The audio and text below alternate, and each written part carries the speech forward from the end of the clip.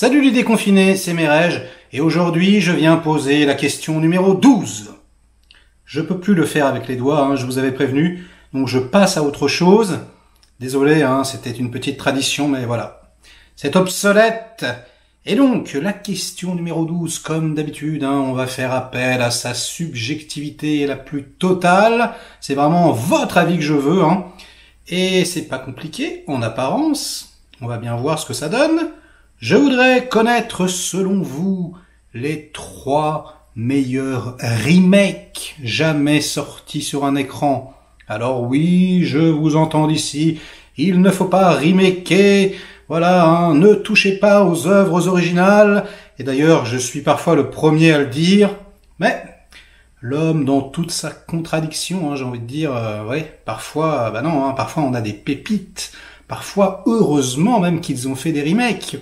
Je vais prendre, un film comme celui de Alexandre Aja, par exemple, La colline à des yeux. Bon, c'est pas une insulte envers Wes Craven, qui est un excellent réalisateur. Mais oui, on peut dire quand même que son remake à Aja est un meilleur film que le Wes Craven, qui était pas forcément fameux.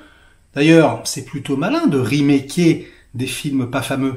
Du coup, on essaye, de gommer des défauts et d'en faire quelque chose d'intéressant. Il y a plein de films comme ça qui ont un bon concept et qui se vautrent un peu lamentablement.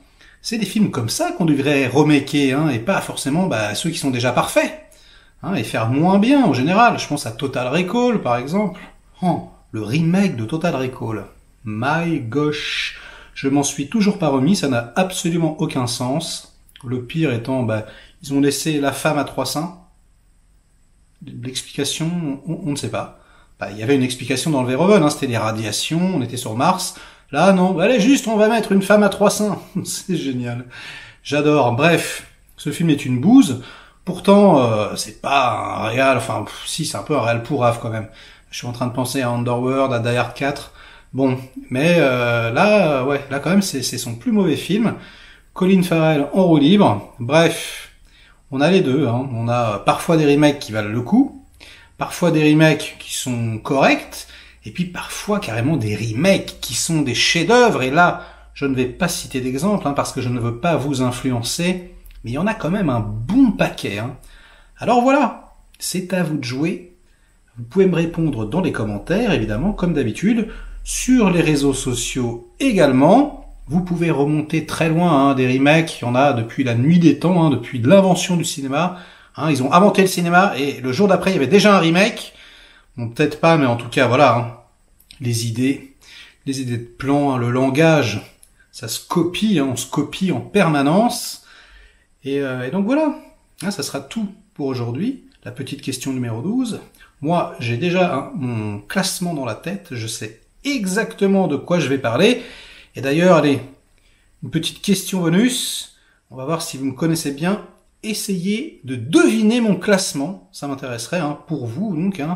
Selon vous, quel est à moi, mon classement? Quels sont les 3 meilleurs remakes de l'histoire du cinéma?